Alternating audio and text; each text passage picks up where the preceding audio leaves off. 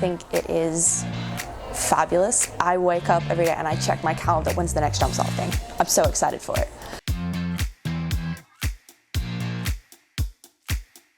I like that it's giving a leg up to young women who want to go into this industry, along with creating a safe environment where we can happily express ourselves and our interests. I'm leaning towards engineering, so not the physical labour side, but more kind of behind the scenes. It's opened my mind to a lot of other career paths because I wasn't even thinking of interior design and stuff like that. But then we had that program and I thought, oh yeah, that's really interesting.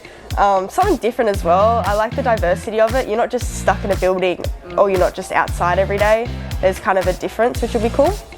Construction is building a better future for the future generations, no matter if you're building hospitals, work buildings, or trying to discover new ways to make building and architecture more eco-friendly. No matter what you're doing, you're building the future.